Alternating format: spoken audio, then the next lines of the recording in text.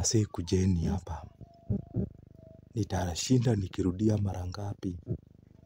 Tunarudishwa katika zile siku za giza. Zile siku ambazo haungeweza kujieleza. Hapo ndipo tunarudi. Lakini sisi ndio tulifanya makosa. Tuliimba tugokĩra tene, tugokĩra tene, tugokĩra tene, tugathure Ruto. Ati siku hizi haijulikani kama watoto wetu watafanya mitihani. Tunacheza na maisha.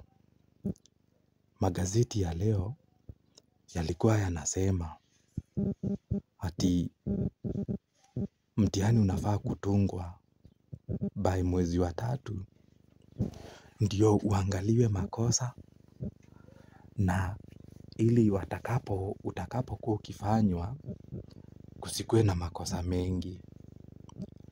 Lakini leo tuko tarehe 26 mwezi wa 5 na hakuna pesa za mtihani.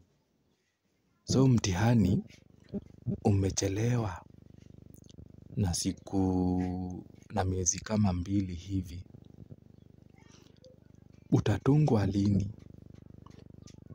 Utarekebishwa lini? Ati nasikia hakuna pesa za kulipa wasimamizi wa mitihani na wanaosahihisha. Lakini kuna pesa za kuempower youths. Kuna pesa za kwenda ukipeana 120 million na watoto wetu hawafanyi mtihani. Serikali, mko serious? Kwa sababu hizo ni baadhi ya issues tunafaa kuwa tunadiscuss kuliko kukaa chini na kuchagua mbunge adhamini mswada unaokusudia kuzima wananchi kujieleza. Hiyo haikubaliki. Hiyo hatutakubali. Ndio tunakubali karatasi zetu ama hizo mnazoziita kura ndizo mnatumia, na tunakubali mlituingiza box. Lakini msikuje na hii deal ya kuzima internet. Ati mnataka kupatia kila mtu mita namba ya internet. Mko serious? Mbona msishughulikie? Nasikia Thika juzi kulikuwa na news condom zimeisha. Nyinyi mnashughulikia vitu zile ambazo hazina miguu. Sasa mkishajua mna collect data yetu, si mnataka kutuuza? Hiyo ni kuambia mtu ama wale walipigania ukombozi hakuna kitu walikuwa wanafanya. Ati tena kuna mtu ambaye anapewa 350 acres. Afanyie nini? Ati private developer. Nyinyi wacheni mchezo.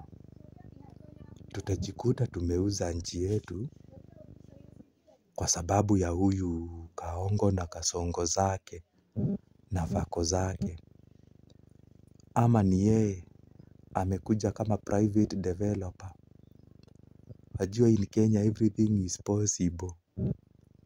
So wasee tukae rada, tukitakikana tujitokeze, kwa sababu manzi tukizimiwa internet si maovu yatazidi kutendeka tu hapa bara la Afrika. Ama huu ni mpango wa mzungu kujaribu na Kenya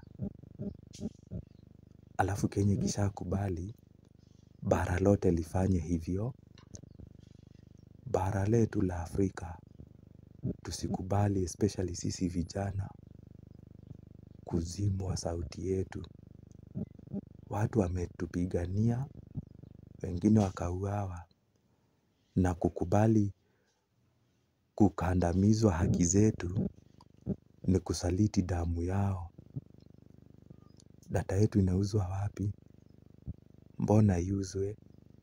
Nani anafaidika na hizo pesa? Kulikuwa na Worldcoin, ile yenye mtu alikuwa anaenda anatazama data yake inachukuliwa. Ulijua ilienda wapi? Sasa ukipewa hiyo mita namba ikiwa na ID yako na kila kitu, ukiuzwa, ukikuwa monitored, si ndio utasikia sasa mtu amepotea vizuri. Na isisahaulike ya kwamba watu kama wanapotea mchana hivi na mita namba haijapeanwa, na je ikipeanwa, makaburi zote zitajaa. Kenya, acheni ujinga. Fungukeni macho. Sasa kunafaa kuwa na maandamano ya peaceful. Hiyo kitu isipitishwe. Operation kemea mbunge wa sijui ni Andai ama ni Oldai, lakini ni Mary Kaitani. Yeye ndo ako na funguo za kutuuza sisi wa Kenya na data yetu. Si tusimame, tumkomeshe, tuamke, tujitetee, tuache ujinga. Bara pia Afrika liamke, linawiri. Halitanawiri data yetu ikiwa mikononi mwa wafedhuli wanaokusudia siku zote kutukandamiza na kutunyanyasa. Amkeni ndugu zetu, tufanye sote bidii, nasi tujitoe kwa nguvu. Kujitoa kwa nguvu ni kujitoa vipi?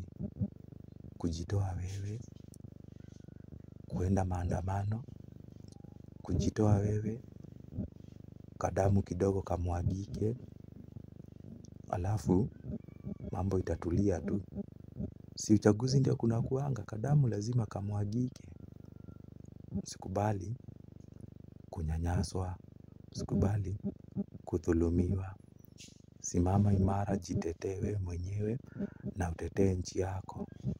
Otherwise, fukuza wamero, halafi, wachoyo na wafedhuli. Tuonane.